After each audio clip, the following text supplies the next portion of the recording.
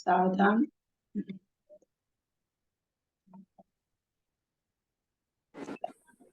ओंकारं विधियुक्तं नित्यं ध्यायन्ति योगिनः काममोक्षं च ओंकाराय नमो नमः। अग्रज शब्द का प्रचाले सकल भूतल कलन का विरूपासी तीर्था सरस्वती हरतम दूरितम अज्ञानातिमितं नाम ज्ञानांजन चक्षुरुन्मीलितं तस्मै श्री गुरुभ्यो नमः। श्री परम गुरुभ्यो नमः। परम्पराचार्य गुरुभ्यो नमः। सकल कलुषविध्वंसकं श्रेषां परिवर्धकं धर्म संबंधकं भवजीवमन प्रतिबोधकारकं पुण्य प्रकाश पापणासिंहदं शास्त्रं श्री पद्म पुराण नामधेयम् अस्य ग्रंथ करता है श्री सर्वज्ञ देवास्तुतर ग्रंथ करता है श्री गंधर देवा प्रतिगंधर देवा तेसां वचनं सार्थम आसाद्य श्रीमद् रवि सेनाचार्य न विनिचितम् इदं शास्त्रं श्रोतार सावधानते शृण्वन्तु।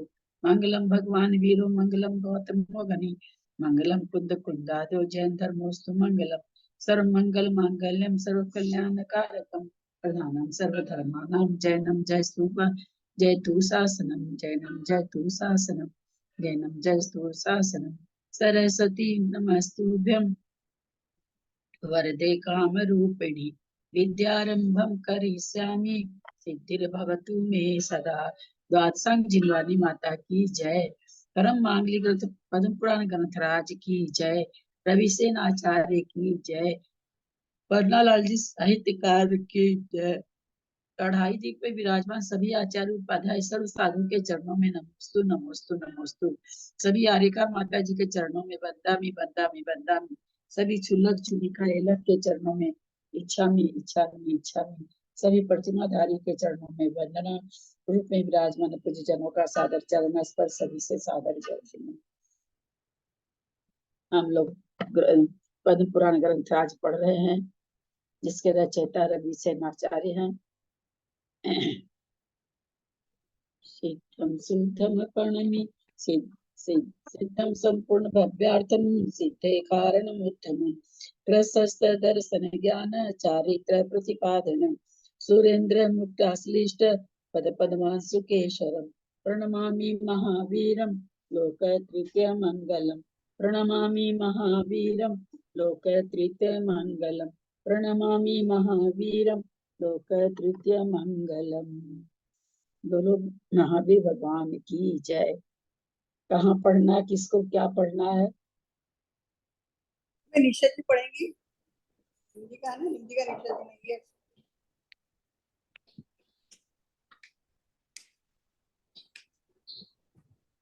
पढ़ना है हिंदी या संस्कृत? हाँ, हिंदी का पढ़ना है आपको पहले। ये तो 27वां पर्व है कि 28वां पर्व है आंटी? आज तो 28 पर्व शुरू हो गया ना। आज पहला है ना 28वां पर्व का 1 नंबर। अरे 27वां ही है, 26 का एग्जाम हुआ था ना। अरे अभी 27 पूरा का हो गया। 27 की संस्कृत बाकी है लास्ट की। नहीं पूरा हो गया, 27 पूरा हो गया था कल। इसका संस्कृत नहीं हुआ की भाभी ने पढ़ी थी ना, 27 बाकी हो गया। 27 भाभी ने पढ़ा था ना, वो मुझे थोड़ा छुट्टियां पड़ी थी ना। 27 नहीं शुरू ही नहीं हुआ था 27वां, तो उस दिन तो कंप्लीट नहीं हुआ। हाँ नहीं, नहीं शुरू शुरू ही तो नहीं किया था। अच्छा, उस दिन 27 के 50 संस्कृत तो का ठीक है, मैं समझ गई। हाँ 50 संस्कृत जो थे हिंदी का पूरा हो गया था, है ना। हाँ हाँ मैं समझ गई हूँ। ठीक है, पूरे हो गए संस्कृत में। मैं बताती हूँ कौन पढ़ेगा। बाकी है 50 के बाद। हाँ 50 के बाद संस्कृत पढ़ना बाकी है, मैं बताती हूँ। 27 तो शुरू ही नहीं हुआ है शायद। तराई नहीं हुआ है। नहीं वो निशान लगे हुए अंकल हैं जी बैठे हुए थे ना, वो क्या नाम राजेंद्र जी, तो 28 बोला की हिंदी कि पढ़ूं? मैं 28 की हिंदी पढ़ूं? नहीं 27 अरे आप हिंदी बाद में पढ़ेंगी। अभी जो है ना, जो 50 के बाद का संस्कृत 27 में रह गया ना, वो पढ़ लेंगे ना पहले। 50 के बाद का संस्कृत मंजू पाटनी पढ़े। मंजू पाटनी है नहीं शायद, कुसुम चूड़ीवाल हैं। मंजू पाटनीवाल नहीं है, मंजू पाटनी नहीं है, कुसुम चूड़ीवाल हैं। मैं आप संस्कृत पढ़िएगा 27 से 50 के बाद की। 50 51 से पढ़िएगा। हुआ ही नहीं। प्रणाम दीदी। और फिर आप हिंदी में ना 28 से पर्व के शुरू में आप निशा जी आप पढ़ेंगी हिंदी।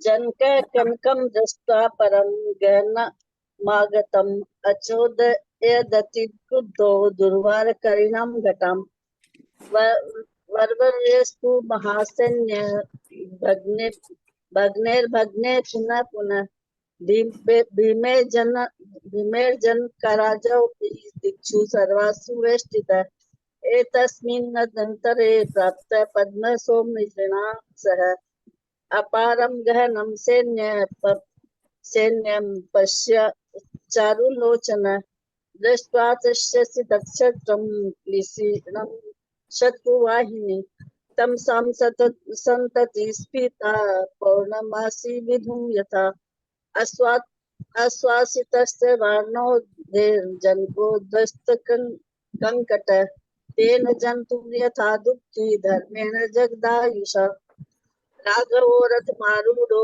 युक्तं चपलवाजिभिः कवचोद्योतित वपुः हारकुण्डलमण्डितः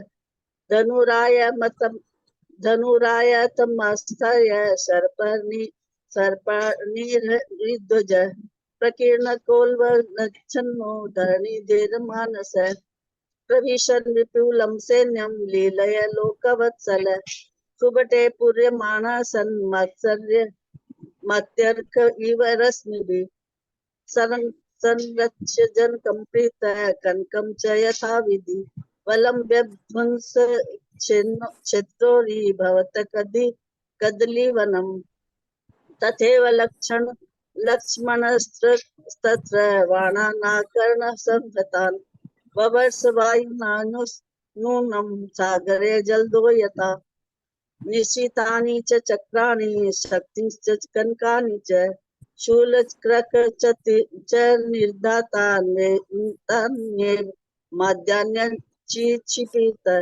क्षिपत सौम्य त्रिभुज निर्मुक्तस्ते पदद्भिरितस्ततः मलेच्छादेहान्यकृत्यन्ता द्रुमा परिशुम्भिर्यथा भटा सवरसैन्यस्मिन् वार्णेर्निर्निवक्षस केचिच्छिन्न भुजग्रीवा निपतन्ति सहस्रश ततः परं मुखीभूता लोककण्टकवाहिनी तथापि लक्ष्मणस्तेषामनुधावति पृष्ठतः अनिवार्य समालोक्य तं सौमित्रं मृगाधिपम् अप्रेम्यक्ष शार्दूला समन्तात् क्षोमभागता वृद्वाद्वित्रदीर्घसेन कुर्वाणा भैरवं ब्रवम् चापासि चक्रबहुला कुत्सङ्गातपङ्गतय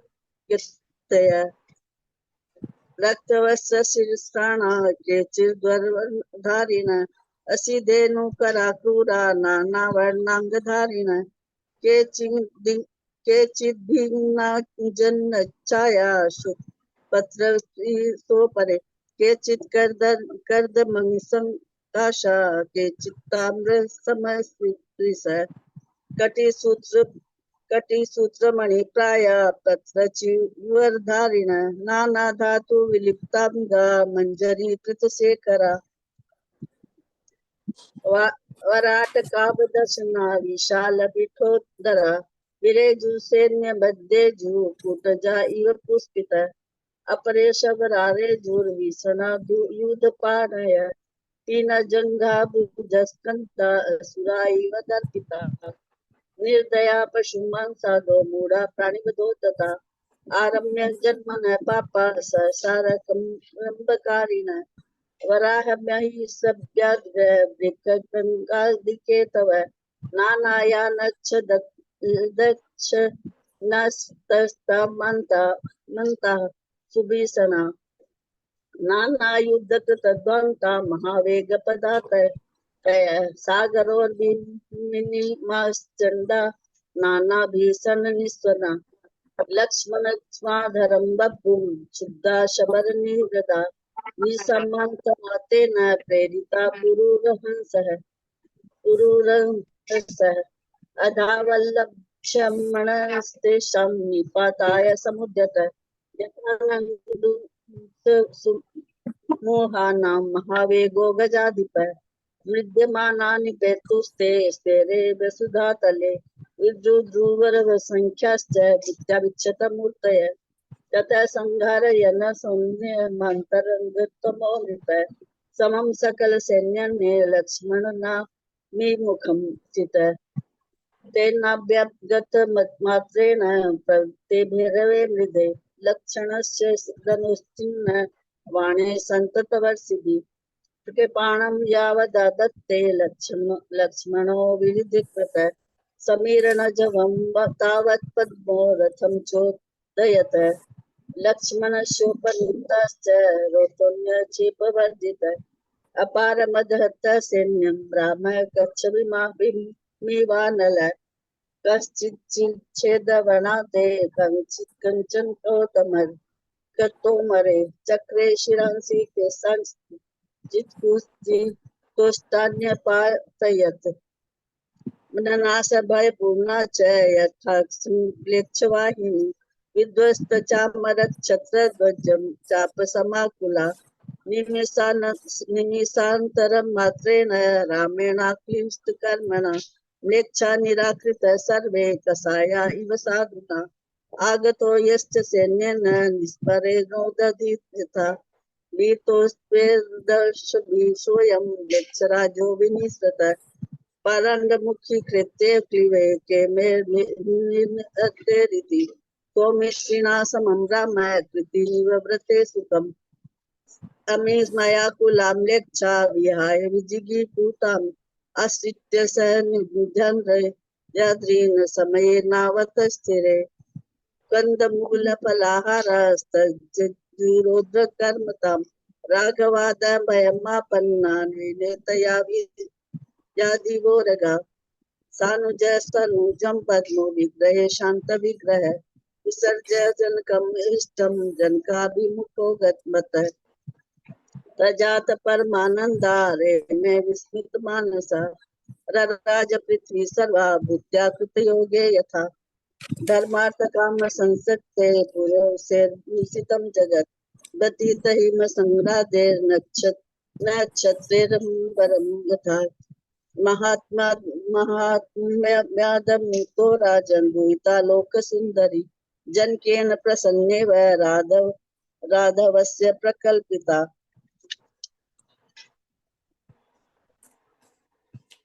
इन बात से दीदी आप पढ़ेंगी?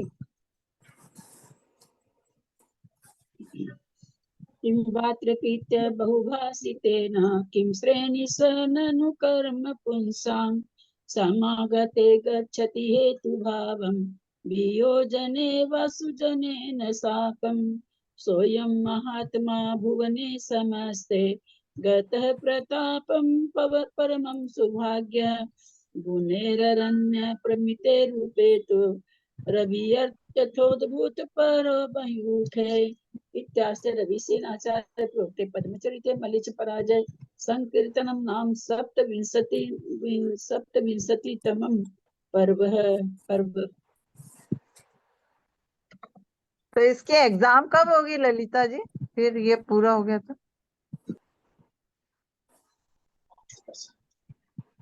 100 श्लोक का है, आज बात करेंगे उनसे, पता नहीं एक साथ है क्या, आज बात करेंगे, मेरा ध्यान नहीं रहा। ये तो बहुत छोटा है ना, ये तो बहुत छोटा है। बहुत छोटा है, वही मेरे को लग रहा पीछे भी है। कई बार छोटे गए हैं तो उन्होंने पूरा लिया ही एक का ही था। वो कैसे बनाए पेपर वो तो उनको पता होगा ना। ये तो उनसे पूछ लेंगे, वही बताएंगे। अगर उनका वही एक का ही पेपर बनाया हुआ है तो फिर एक का ही आएगा, 2 का बनाया है तो 2 का आएगा। वही बताएंगे, राजेंद्र जी बताएंगे, अपन कुछ नहीं सोच हाँ सकते वही इसमें। वही बताएंगे ना कैसे लेना है उनको। आज चलिए पूछ भाभी आप 2800 पढ़ेंगे है ना? हाँ, प्रणाम जी सबको, जय जिनेन्द्र। अथानंतर जो इस कारण के पराक्रम से आकर्षित था तथा बहुत भारी आश्चर्य से युक्त था, ऐसा नारद युद्ध की चर्चा के बिना कहीं भी संतोष को प्राप्त नहीं होता था। उसने समाचार सुना कि समस्त संसार में प्रसिद्ध अपनी सीता नाम की पुत्री उसके पिता राजा जनक ने रामचंद्र के लिए देने की इच्छा की है। समाचार सुनते ही उसने विचार किया कि कन्या को देखूं तो सही, वह शुभ लक्षणों से कैसी है, जिससे रामचंद्र जी के लिए उसका देना निश्चित किया गया है। ऐसा विचार कर नारद उस समय सीता के महल में पहुंचा, जबकि वह एकांत स्थान में कमल की भीतरी कलिका को अपने स्तन तक के समीप रख करके इस बुद्धि से उसे देख रही थी कि यह मेरी कांति के समान है या नहीं। जिसे सीता के देखने की लालसा थी तथा जिसका हृदय अत्यंत शुद्ध अर्थात निर्विकार था, ऐसा नारद उस समय सीता के महल में ऊपर जा चढ़ा। तदनंतर जिसका दर्पण में प्रतिबिंब पड़ रहा था और जो जटारूपी पेज नंबर कौन सा है? पेज नंबर 23 है। 23 क्या 23? जो हाँ, जो जटारूपी मुकुट से भीषण था तथा जो मुकुट भीषण था, ऐसा नारद शरीर देखकर सीता भय से व्याकुल हो गई। हा मातः, यह यहाँ कौन आ रहा है? इस प्रकार अर्घोच्चारित शब्द कर वह महल के भीतर घुस गई। उस समय उसका शरीर कंपित हो रहा था। अत्यंत कौतूहल से भरा नारद भी उसके पीछे महल में भीतर प्रवेश करने लगा, तो द्वार की रक्षा करने वाली स्त्रियों ने उसे बलपूर्वक रोक लिया। जब तक नारद तथा उन स्त्रियों के बीच बड़ा कलह होता है, तब तक उनका शब्द सुनकर तलवार और धनुष को धारण करने वाले पुरुष वहां आ पहुंचे। वे पुरुष पकड़ो पकड़ो कौन है इस प्रकार का जोरदार शब्द कर रहे थे, जो होठ चाप रहे थे, शस्त्रों से युक्त थे तथा मारने के लिए उद्यत थे। ऐसे उन पुरुषों को देखकर नारद अत्यंत भयभीत हो उठा। से अत्यधिक कंपी छूट रही थी और रोमांच खड़े हो रहे थे। खैर, जिस किसी तरह वह आकाश में उड़कर कैलाश पर्वत पहुंचा और वहीं विश्राम करने लगा तथा विचारने लगा कि हाय, मैं बड़े कष्ट में पड़ गया था, बचकर क्या आया, मानो दूसरा जन्म भी मैंने प्राप्त किया है। जिस प्रकार ज्वालाओं से झुलसा पक्षी किसी बड़े दावानल से बाहर निकलता है, उसी प्रकार मैं भी कष्ट से बाहर निकला हूँ। उस समय उसके नेत्र उसी दिशा में लग रहे थे। तदनंतर धीरे धीरे उसके शरीर की कपड़े छोड़ी और ललाट पर स्थित पसीने की बड़ी बड़ी बूंदें पहुंची। उसने कांपते हुए हाथ से अपनी बिखरी हुई जटाएं ठीक की। यह करते हुए जब उसे बार बार पिछली घटना का स्मरण हुआ था, तब वह लंबी लंबी सांसें छोड़ने लगता था। तत्पश्चात जब वह दूर हुआ तो क्रोध में आकर वह इस प्रकार विचार करने लगा। विचार करते समय समस्त अंग निश्चित रूप से स्थिर थे, केवल वह मस्तक को कुछ कुछ हिला रहा था। वह विचारने लगा कि देखो, मेरे मन में कोई दोष नहीं था, मैं केवल रामचंद्र जी के अनुराग से सीता का रूप देखने की इच्छा से ही वहां गया था, परंतु ऐसी दशा को प्राप्त हो गया जिसमें मृत्यु तक की आशंका हो गई। आश्चर्य है कि उस प्रौढ़ कुमारी की यह चेष्टा कितनी दुष्टता भरी थी कि जिसके कारण मैं यमराज की समानता करने वाले मनुष्यों के द्वारा पकड़ लिया गया। वह पापिनी अब जाएगी कहाँ? मैं उसे अवश्य ही संकट में डालूंगा। मैं तो बाजे के बिना ही नाचता हूँ, बाजे मिल जाए तो कहना ही क्या है। ऐसा विचार कर उसने एक पट पर प्रत्यक्ष के समान सीता का सुंदर चित्र बीना, बनाया। तुम और हेमा जी बंद करिए ना अपना। बीना, तुम भी बंद करिए और हेमा जी बंद करेगी, म्यूट करेगी। और उसे लेकर शीघ्र ही रत्नपुर नगर गया। वहां जाकर उसने उपवन में जो अत्यंत उत्तुंग क्रीड़ा भवन था, उसमें वह चित्रपट रख दिया और स्वयं अप्रकट रहकर नगर के बाहर रहने लगा।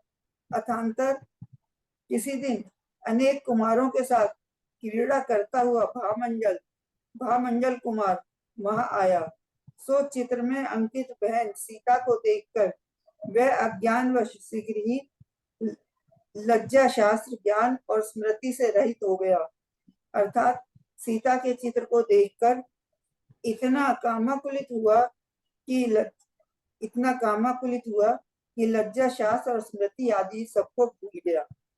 वह निरंतर शोक करने लगा, अत्यंत लंबे श्वासोच्छ्वास छोड़ने लगा। उसका शरीर सूख गया तथा शिथिल शरीर को वह चाहे जहां उपेक्षा से डालने लगा, अर्थात चाहे जहां उठने बैठने लगा। उसे न रात्रि में नींद आती थी, न दिन में चैन पड़ता था। वह रात दिन उसी के ध्यान में निमग्न रहता था। सुंदर उपचारों से उसे कभी भी सुख नहीं मिलता था। वह पुष्प, सुगंधित पदार्थ तथा आहार से ऐसा द्वेष करता था मानो उन्हें विषमय ही समझता हो। वह संताप से युक्त होकर बार बार जल से सींचे हुए फर्श पर लौटता था। वह मौन बैठा रहता था, कभी हंसकर बार बार चर्चा करने लगता था, कभी सहसा उठकर व्यर्थ ही चलने लगता था और फिर लौट आता था। उसकी समस्त चेष्टाएं ऐसी हो गई मानो जैसे भूत लग गया हो। तदनंतर बुद्धिमान पुरुषों ने उसकी आतुरता के कारणों का पता लगाया। वे परस्पर में इस प्रकार कहने लगे कि यह कन्या किसने चित्रित की है, इस महल में चित्रपट किसने रखा है।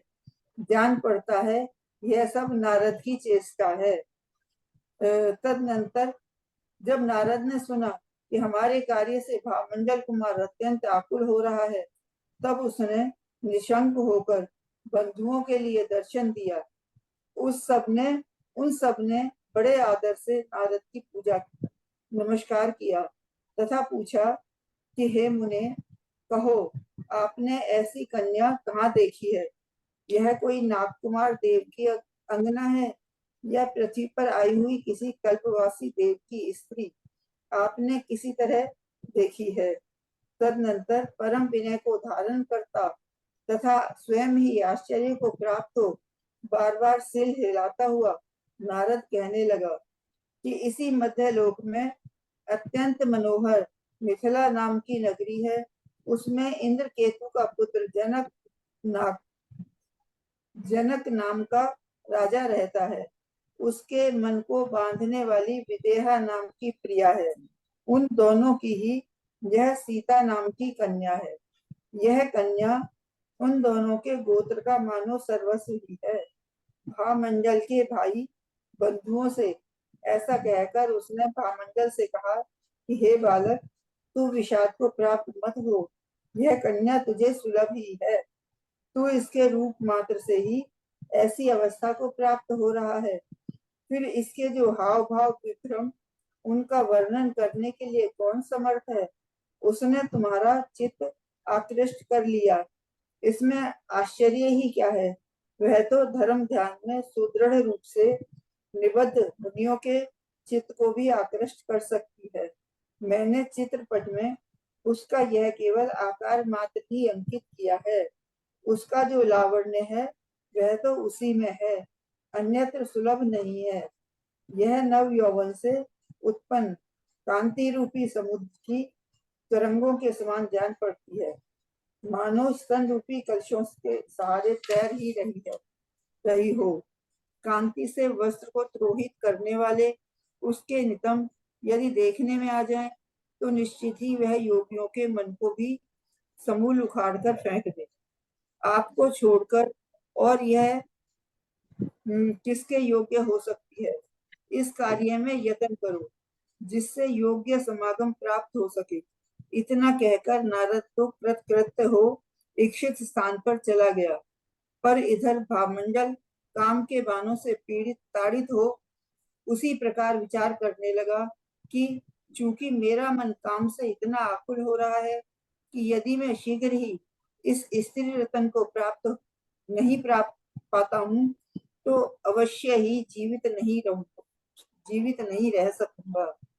परम कांति को धारण करने वाली यह सुंदरी प्रमदा मेरे हृदय में स्थित है, फिर अग्नि की ज्वाला के समान संताप क्यों कर रही है? सूर्य सिर्फ बाहरी चमड़े को जलाता है, पर काम भीतरी भाग को जलाता है। इतने पर भी सूर्य अस्त हो जाता है, पर काम कभी अस्त नहीं होता। इस समय तो ऐसा जान पड़ता है कि मेरे द्वारा दो ही वस्तुएं प्राप्त करने योग्य है, एक तो उस स्त्री रतन के साथ समागम और दूसरा काम के बाणों से मारा जाना। इस प्रकार निरंतर उसी का ध्यान करता हुआ भावंजल न भोजन में, न शयन में, न महल में और न उद्यान में कहीं भी धैर्य को प्राप्त नहीं हो रहा था। अथांतर जब स्त्रियों को पता चला कि कुमार के दुख का कारण नारद है, तो उन्होंने उद्विग्न होकर शीघ्र ही कुमार के पिता से यह समाचार कहा कि इस समस्त अनर्थ का पिटारा नारद ही है। वही कहीं की एक अत्यंत सुंदरी स्त्री को चित्रपट पर अंकित करके लाया था। उसे देखकर जिसका मन अत्यंत विफल हो गया है, ऐसा कुमार किसी भी वस्तु में धैर्य को प्राप्त नहीं हो रहा है। लज्जा से उसे दूर ही छोड़ दिया है। यह सीता शब्द का उच्चारण करता हुआ बार बार उसी कन्या को देखता रहता है तथा वायु के वशीभूत हुए के समान नाना प्रकार की चेष्टाएं करता है। पढ़ूं आगे? हो गया आपका, हो गया पता नहीं।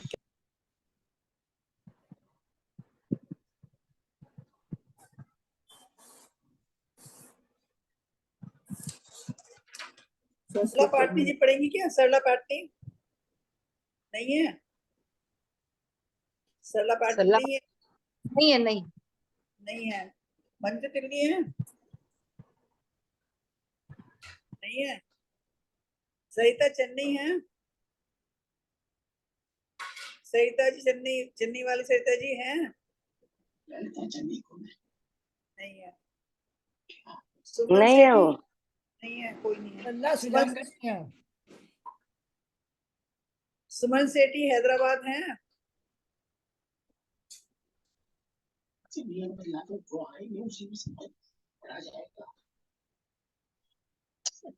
आए तो कोई को दिखता है क्या कि कौन आता है? नहीं, कोई नहीं दिखता है। मंजू पाटनी, फिर आप पढ़ लीजिए। मंजू पाटनी जी का नंबर निकल गया था ना, मंजू पाटनी जी पढ़ लेंगे। संस्कृत पढ़ना है। हाँ, संस्कृत पढ़ना है। आप पढ़ लीजिए। पहले से पढ़ना 50 28 में पढ़ आपका हो लेना। गया क्या? परिश्रम कर कृष्णा रहे जी हैं। आप पढ़ लिए? हैं? हाँ, मैं पढ़ चुकी आपके हूँ। बाद आता है ना मेरा? हाँ, मैं पढ़ पढ़ ली। चुकी, लेकिन आप थे नहीं ना उस समय, तो इसलिए आपने नहीं पढ़ा था। 28वां पढ़ हाँ, रहे। घर में रहती है। प्रणाम दीदी, पढ़ती हूँ।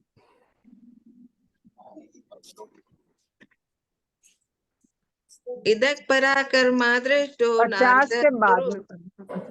हाँ। नहीं, ठीक तो पढ़ रही हैं। ठीक तो पढ़ रही है। अष्टाविंशति 28वां ठीक पर्व तो पढ़ना। हाँ, ठीक पढ़ रही थी आप। पहले से पढ़ेंगी आप। पहले प्रणाम मैंने आपको दीदी। आवाज दी थी। आप थी नहीं शुरू में। मंजू जी पेज नंबर कितना है? Page number page number 23। शुरू से ही एकदम संस्कृत हो रही है। 23 का। ठीक है। इदक पराकर्मो दृष्टो नारद पूर्वीस्म है धृतिम न लभते कापि राम संकथया विना श्रुतस्य तेन वृत्तान्तो रामस्य किल मैथिली पिता दादुम विष्टेति प्रकटा सर्वविष्टपे अचिन्त्य पश्यामि कन्यां तामद्य कृदिशं शोभनेर लक्षणेरेन रामस्य परिकल्पिता पद्मगर्भदलं यस्मिन् कृत्वा स्तनतटेरः मत्कान्त्या सदृशं नेत्रमिति बुद्ध्यावलोकते समे नारदस्य तस्मिन् सीतालोकनलालस विशुद्ध हृदय प्रापदारु रोहस तद्गृहं ततो दर्पण संक्रांतं जटामुकुट भीषणं नारदीयं वपुर्वीक्ष्य कन्यात्रा समाकुला हा माता कोय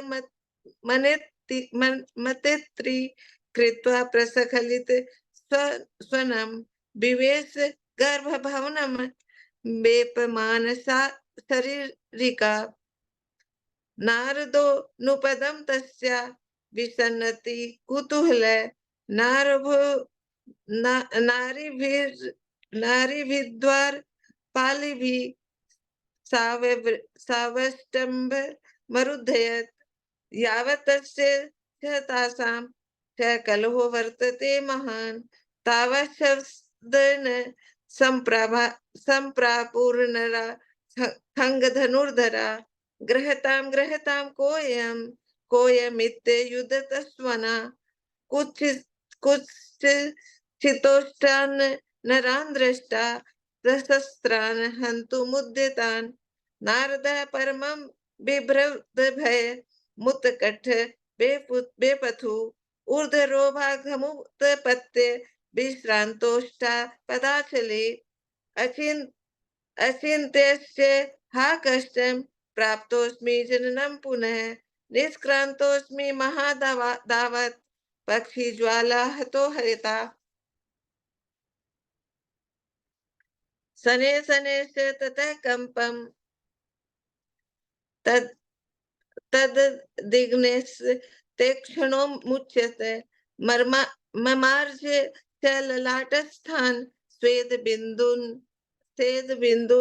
स्तव्यस समाददे स्खलत पाणिर्जटामारं समाकुलं मुह स्मृत्या च निश्वासान् मुमुच्ये दीर्घवेगिन ततः स्वरें भयाद भ्रष्टो दध्यावेवं प्रकोपमान् निश्चल स्थित शेषांगो मूर्धानं कंपयन् मनाक् अनुष्टमास पश्यन् यातो रूपादि दृक्षया रामानुरागत प्रापमवस्थां मृत्युगोचराम् ओहो प्रोढ कुमारस्थितं दुष्टविभ्रमं गृहीतोऽस्मि नयनेश कृतान्तत् सदृशेन मे पापधुना याति व्यसने पातयामि तां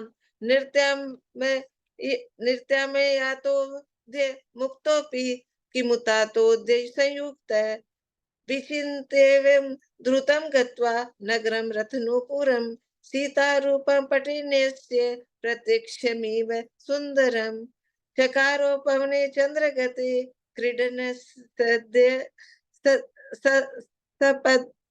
सदप्नि उत्सृज्य च बहिस्तस्थो पुरस्या प्रकटात्मक अन्यदात समुद्देश्यं कुमारे बहुभिः समं भामण्डल कुमारो असो रम्माण समाययो तत्र ज्ञान समालोक्य स्वसारं चित्रगोचरं ह्रीश्रुति स्मृति मुक्तात्मा द्राक् प्रभा मंडलो भवत् ततः सोचति निश्वासन मुच्यते स्त्यन्त मायतान् सुस्यति क्षिपति संस्कृतं गात्रयत् कचित् द्रुतं न रात्रो न दिवा निद्रां लभते ध्यान तत्परम् उपचारण कांतेन न जातु सुख मश्नुते पुष्पाणि गंधमहारं दृष्टिश्च वेण्डं यथामृषं करोति लोठनं भूय संतापि जल कुट्टि में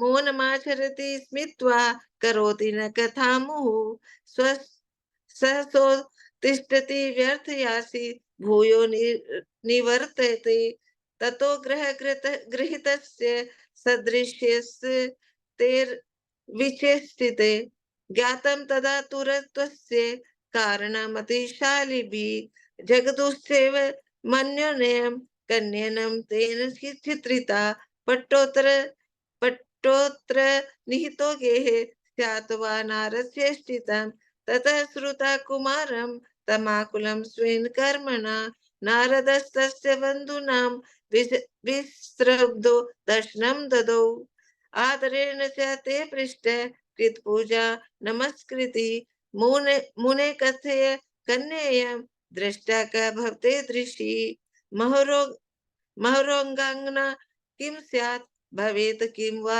विमानजा मर्त्य लोकं समायाता त्वया दृष्टा कथंचन अवद्वारस् ततो वोचद् विनयं परमं वहन् भूयो भूय स्वयं गच्छन् विस्मयं कंपेन शिरः अस्यत्यत्र मिथिला नाम पुरो परम सुंदरी इंद्रकेतो सुतस्तत्र जनको नाम पार्थिव विदेहेति प्रिया तस्य मनोबंधनकारिणी गोत्र सर्वस्य भूतेय सीतेति दुहितातयो निवेद्य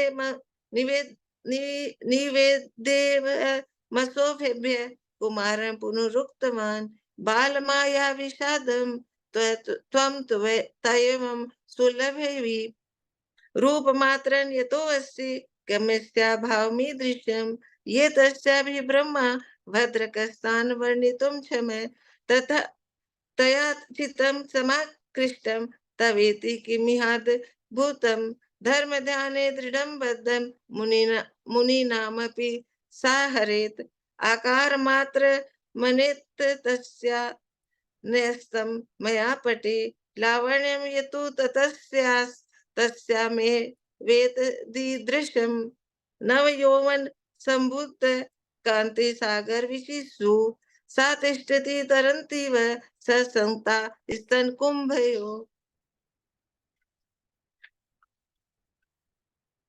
तस्या श्रोणी वरारोहा कांति संप्लावितां सुखा वीक्षितो न मूल्येत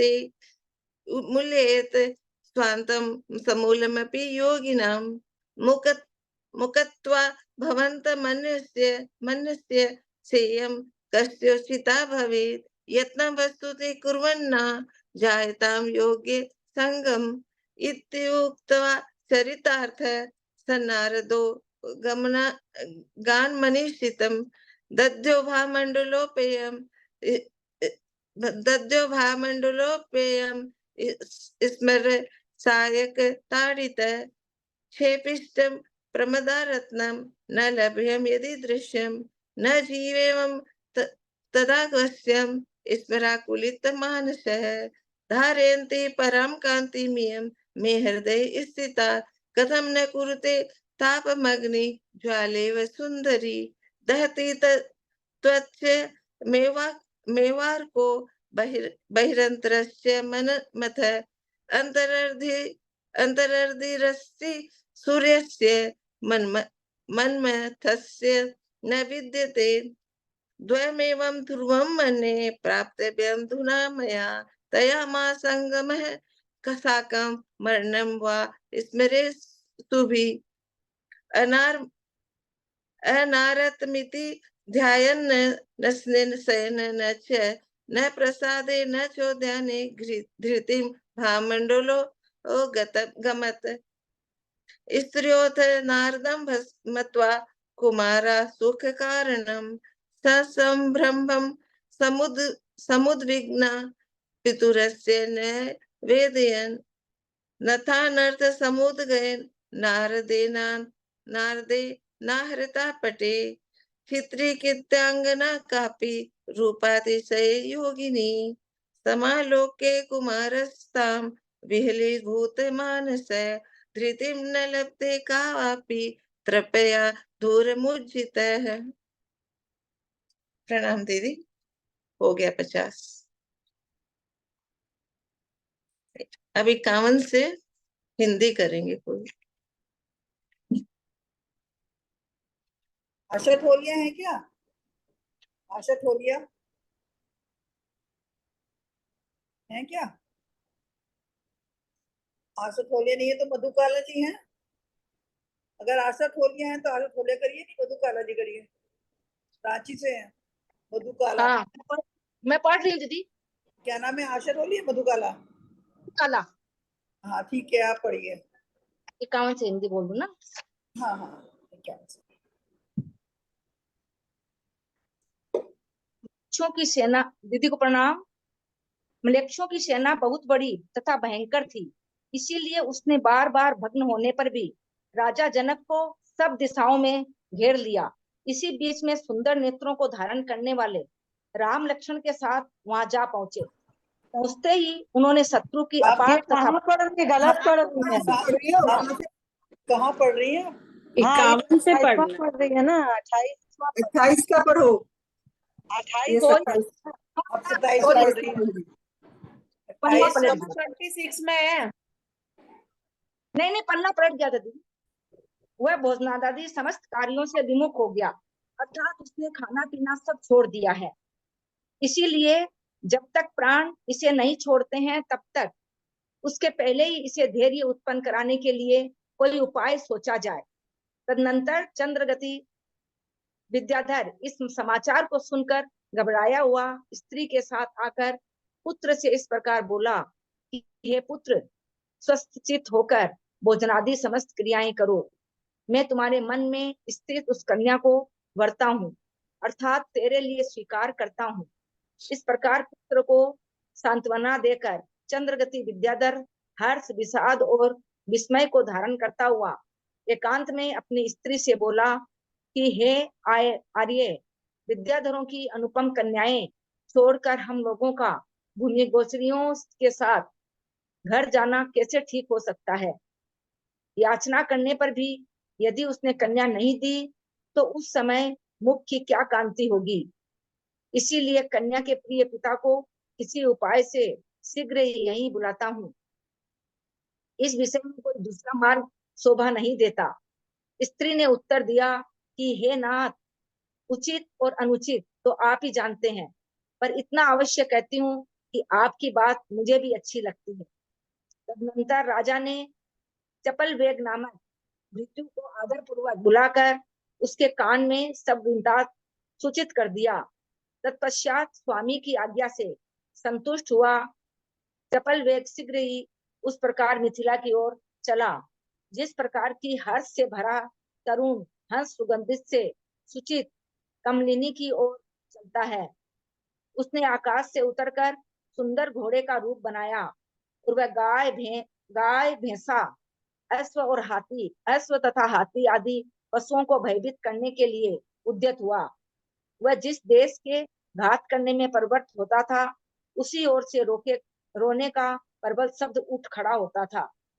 राजा जनक ने भी जन समूह से उस घोड़े की चेष्टाएं सुनी ही नहीं, वह हर्ष, उद्वेग और कौतुक से युक्त हो उस घोड़े की चेष्टाएं देखने के लिए नगर से बाहर भी आया और उसने नव यौवन से युक्त उस घोड़े को देखा।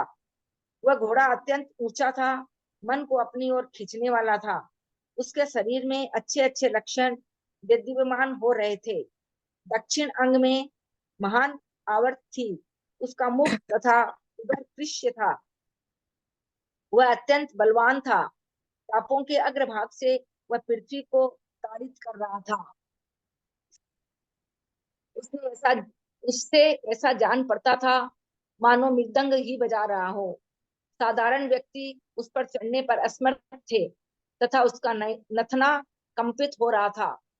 तदनंतर विशुद्ध हर्ष को धारण करने वाले राजा जनक ने बार बार उपस्थित लोगों से कहा कि मालूम किया जाए कि ये किसका घोड़ा बंधन मुक्त हो गया है। तत्पश्चात प्रिय वचन कहने में जिनका चित्त उत्कंठित हो रहा था ऐसे ब्राह्मणों ने कहा कि हे राजन, इस घोड़े के समान कोई दूसरा घोड़ा नहीं है। यहाँ की बात जाने दीजिए। समस्त पृथ्वी में जितने राजा हैं उनमें किसी के ऐसा घोड़ा नहीं होगा। अथवा हे राजन, आपने भी इतने समय तक क्या कभी ऐसा घोड़ा देखा? हम तो समझते हैं कि सूर्य के रथ में भी इस घोड़े की समानता करने वाला घोड़ा नहीं होगा। ऐसा जान पड़ता है कि परम तपस्या करने वाले आपको लक्ष्य कर ही विधाता ने यह घोड़ा बनाया है। तो हे प्रभु, इसे आप स्वीकार करो। तदनंतर उस विनयवान घोड़े की दुहरी रस्सी से बांधकर घुड़साल में ले जाया गया। उस समय उसका शरीर केसर के विलेपन से गीला हो रहा था। उस पर सुंदर चमर हिल रहे थे। घुड़साल में निरंतर योग्य उपचारों से इसकी सेवा होती थी। इस तरह जिस दिन से घोड़ा पकड़कर लाया गया था उस दिन से 1 मास का समय व्यतीत हो गया। इस बीच में वन के एक कर्मचारी ने नमस्कार कर राजा जनक से ये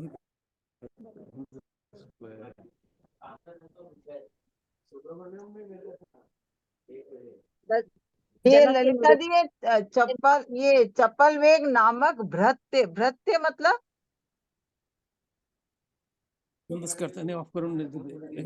नौकर होता है, नौकर चाकर भृत्य उसको कहते हैं।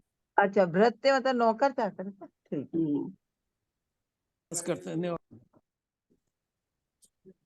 कुरसाल में निरंतर योग्य उपचारों से इसकी सेवा होती थी। तरह जिस दिन से घोड़ा पकड़कर लाया गया था उस दिन से 1 मास का समय व्यतीत हो गया। इस बीच में वन के एक कर्मचारी ने नमस्कार कर राजा जनक से निवेदन किया कि हे नाथ, अपने देश में हाथी कैसे पकड़ा जाता है ये देखिए।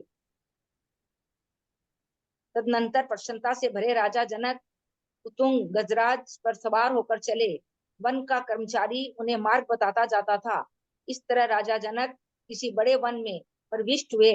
वहां उन्होंने सरोवर के दूसरी ओर दुर्गम स्थान में खड़े हुए उत्तम हाथी को देखकर सारथी से कहा कि शीघ्र ही किसी वेगशाली घोड़े को लाओ। कहने की देर थी कि जिसका शरीर फड़क रहा था ऐसा वह मायामय घोड़ा लाकर राजा जनक के समीप खड़ा कर दिया गया। राजा जनक उस पर सवार हुए नहीं कि वह घोड़ा उन्हें लेकर आकाश में उड़ गया। ये देख जो सहसा भयभीत हो गए थे तथा जिनमें चित्त आश्चर्य से व्याप्त हो रहे थे, जैसे अन्य राजा लोग हाहाकार करके बहुत भारी शोक को धारण करते हुए वापस लौट आए। तदनंतर मन के समान जिसका कोई निवारण नहीं कर सकता था ऐसा वह घोड़ा अनेक नदी, पहाड़, देश और पर्वतों को लांघता हुआ आगे बढ़ता गया। तदनंतर पास ही एक ऊंचा उज्जवल भवन देखकर राजा जनक एक महावृक्ष की शाखा में मजबूती से झूम गए। तदनंतर वृक्ष के नीचे उतरकर उन्होंने आश्चर्यचकित हो कुछ देर तक विश्राम किया। फिर पैरों से पैदल चलते हुए कुछ दूर गए। वहां उन्होंने अत्यंत ऊंचा स्वर्णमय कोट और उत्तम रत्नों से युक्त तोरण से समुद्र भाषित गोपुर देखा। लताओं के समूह से युक्त, फल और फूलों से समृद्ध तथा नाना प्रकार के पक्षियों से सुशोभित वृक्षों की नाना जातियां देखी, जिनके शिखर संध्या के बादलों के समान सुशोभित थे, जो गोलाकार में स्थित थे तथा जो भवनों के राजा अर्थात राजभवन की बड़ी तत्परता से सेवा करते हुए के समान जान पड़ते थे, ऐसे महलों को भी उन्होंने देखा।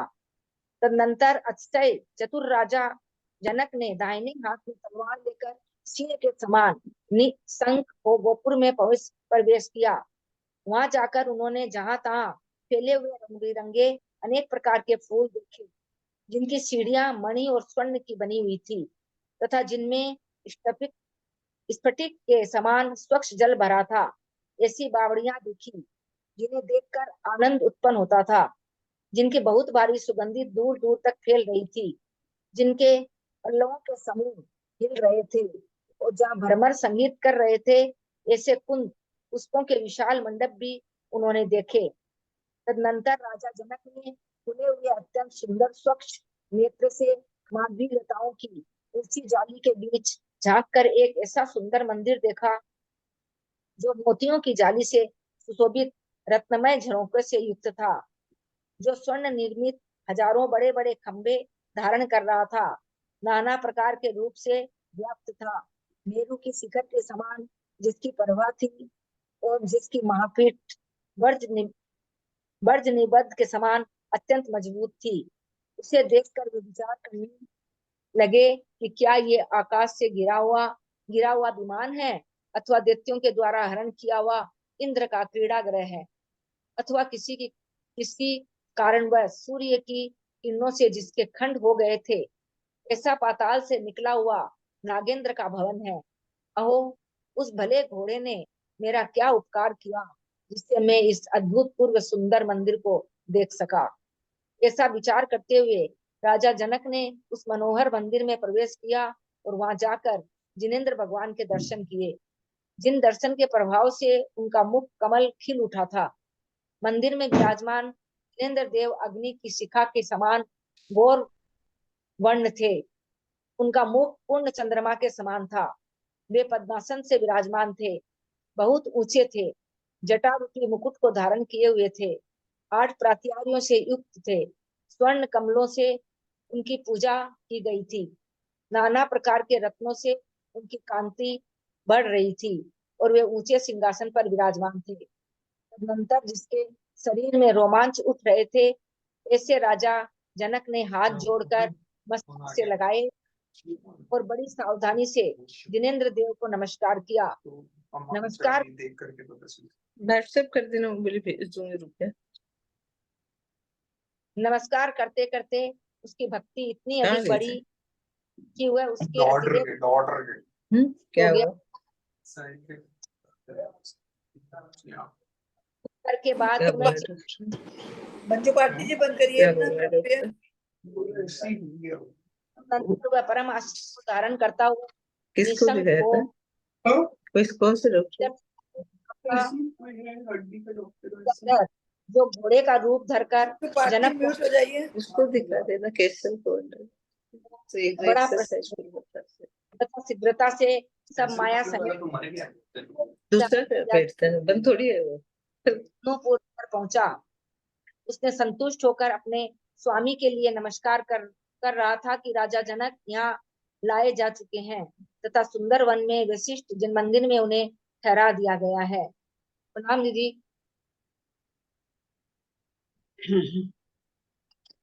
बताइए, जो बहन है, बहन के ऊपर ही उसका दिल आ गया।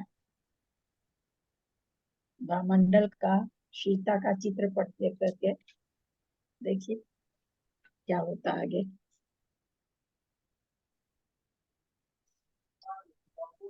उसको मालूम थोड़ी है बहन है। भावमंडल उसकी बहन। मालूम होता हाँ होता हाँ तो थोड़ी होता।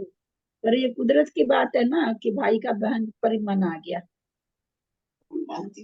अच्छा, भाई सीता मंडल जो बहन वो है। उठा करके ले जाता है वो भामंडल को। हाँ हाँ हाँ भामंडल भाई तो है उसका सीता का। हाँ हाँ हाँ। देखिए आगे क्या होता है। मेरा नाम अभी तक नहीं आया है पढ़ने में। वो तो हाँ वैसे तो क्या राम से ही होने वाली है सीता की। मेरा नाम अभी तक आज तक पढ़ने में नहीं आया। पढ़ने के लिए हिंदी में दिया हुआ था कुसुम जैन बेंगलोर का नाम, अभी तक आया नहीं। क्या बात है, आज तक नहीं आया। किसका? आपका नाम क्या है? अब मेरा कुसुम जैन बेंगलोर। तो बहुत बार बोलते हैं आपका नाम, बहुत बार बोला जाता है लेकिन आप होते नहीं हैं। मैं तो होती हूँ, रोज ही रहती हूँ। कहाँ रहती हूँ, सुनती हूँ। मैं एक बार देखती हूँ। आप भी सुनिए, जब नाम पुकारा जाता है तो कोई भी नहीं बोलता है कि मैं हूँ। खूब पुकारती हैं नाम, चाहे ये रहो चाहे वो शर्मिला रहो। 4-4 बार 5-5 बार नाम बोलती हैं। आप लोग सीट पर रहते नहीं होंगे और जब तक 4-5 बार में नहीं देते होंगे तो नाम आगे बढ़ जाता होगा। पता नहीं, रोज कोई दिन ऐसा है कि कोई दिन नहीं क्लास, 4-4-5 बार पुकारा। कोई दिन क्लास में नहीं होंगी तो आया होगा। हाँ देखिए, आपका हाँ हो सकता है। आपका उस दिन नाम मंजू जैन दिल्ली के बाद में कुसुम जैन बेंगलोर का नाम बोला गया था। अंजना देवी के बाद भी आपका नाम बोला गया था लेकिन आप नहीं बोले थे। उसके बाद फिर बीना ने मेरठ वाली ने किया था, फिर सुमन जी ने हैदराबाद वाली भी नहीं बोली थी, फिर सुबह अंजना जी ने किया था। आपका नाम बोला गया था लेकिन आप नहीं बोले थे। वो परसों में नहीं थी, परसों आया होगा, परसों में नहीं थी। तो आया जो भी जब अब्सेंट होते हैं आप लोग ना, तो फिर ये क्लेम मत करा हाँ करिए कि मैं तो हाँ, हूँ हो ही सकता नहीं। है मैं उस ये दिन नहीं बात थी। गलत हो जाती है हाँ, मैं उस ना। दिन नहीं थी, उस दिन मेरा नाम आ गया। मैं उस दिन एक दिन नहीं थी बीच में, उसी दिन लगता है मेरा नाम आ गया। त्रिशला आंटी, कल मेरा नाम आएगा ना सीमा जैन मधुकाला के बाद?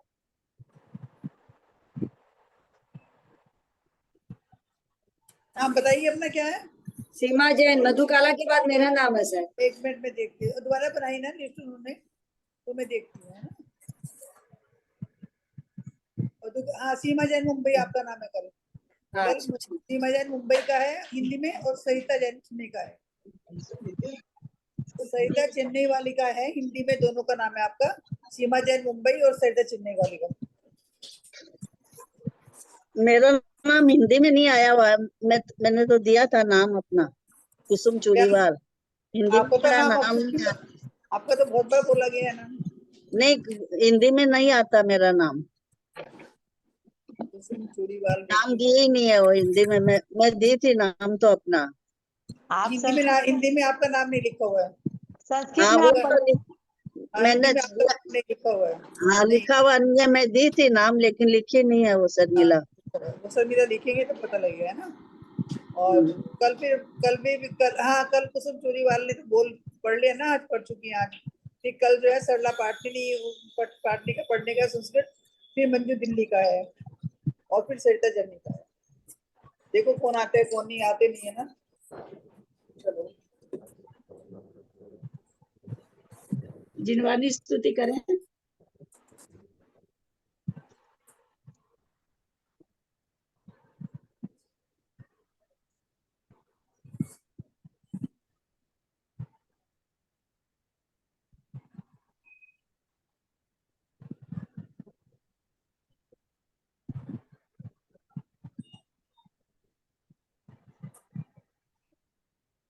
कौन कर रहे हैं?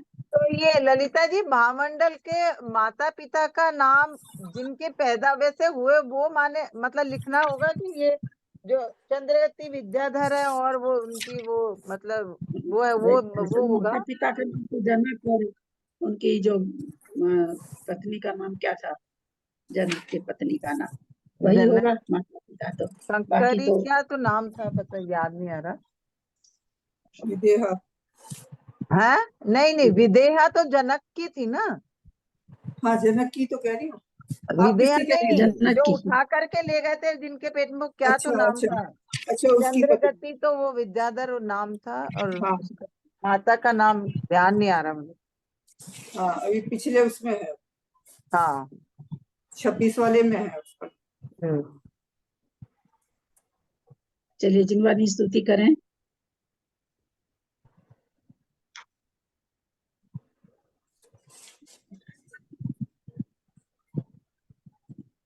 मैं करती हूँ दीदी, प्रणाम। जिनवानी माता दर्श